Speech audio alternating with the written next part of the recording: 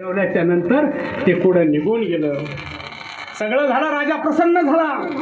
आणि राजा प्रसन्न झाल्याच्या नंतर राजानं फोन दिलं. महाराज बक्षीस. फोन म्हणजे काय? मी ज्यावेळेस भक्ती विजय ग्रंथ वाचला, ज्यावेळेस मला माझ्या पाहुणे मंडळी ह्या समाजानं मला फोन केल्याच्या नंतर मी सैना महाराजाचा इतिहास कधी वाचला नव्हता मायबाप.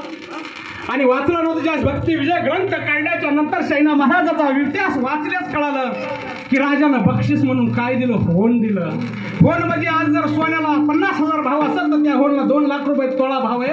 अशा किमतीचं होन त्या राजानं सैना महाराजाला दिलं.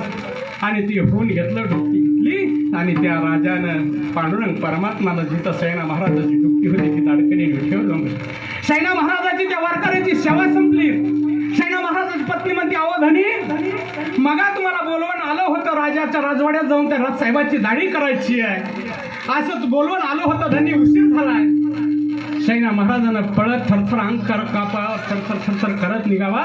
आणि गेल्याच्या नंतर राज, माफ करा राज, मला उशीर झाला राज, माफ करा राज, मला माफ करा, असं म्हणल्याच्या नंतर त्या राजानं म्हणू, अरे सैना, तू आताच दाढी करून गेलास, कठीण करून गेलास. अरे माझ्या अंगाला कोड होता, डाहा होता, ते धीर झाला, मी तुला प्रसन्न झालो राजा सैना. आणि मग तुला दिलेलं बक्षीस काही कमी पडलं म्हणून तू डबल आलास का? नाही राजा, मी नव्हतो राजा म्हणावा. तसं म्हणल्याच्या नंतर त्यानं तुला दिलेलं बक्षीस डुबकी उडून बघ सैना.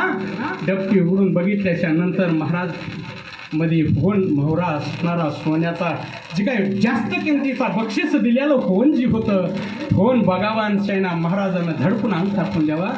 राजा, तुम्ही किती भाग्यवान आहात राजा. अहो, मी ज्या पांडुरंग परमात्माला भेटण्यासाठी माझे वडील गेले, हयात झाली, त्याला भेट झाली नाही, पण तुम्हाला साक्षात पांडुरंग परमात्मानं माझ्या रूपामध्ये येऊन तुमची दाढी आणि कठीण करावा. असं राजा, तुम्ही किती भाग्यवान आहात. पण एक लक्षात घ्या, माझे वडील म्हणायचे सैनाचे पांडुरंग परमात्मा जे महाराष्ट्रात पंढरपूरला जे आहे ते भक्ताची सेवा करणाऱ्या भक्ताची तो सेवा करतोय असं म्हणावा. आणि पुन्हा सैना महाराजाला आठवण यावा, माझे वडील जे म्हणत होते ते खरंय.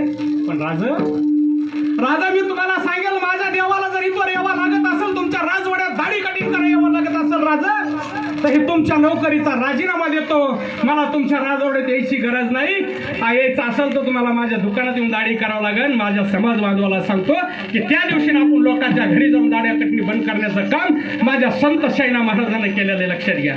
आपण नाही त्यावेळेस काळात बंद झाले, काय तर पहिलं राजाच्या मोठ्या माणसाच्या घरी जाऊन आमच्या समाजाने दाढ्या कटणी करायच्या, ही सेवा माझ्या संत सैना महाराजांनी बंद केली. आणि मग सैना महाराजाला कळलं. सैना महाराज काय म्हणले, माझ्या वडिलाची मिरासी गा देवा, तुझी चरण सेवा पांडू. माझ्या वडिलाची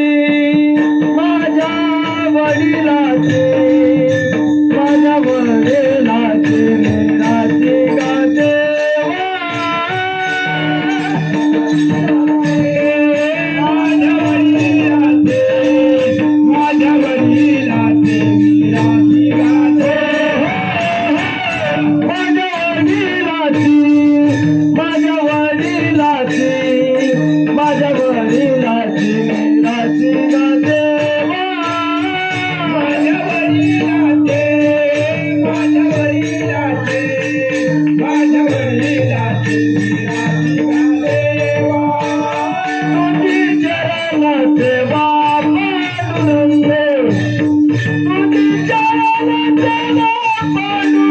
Go!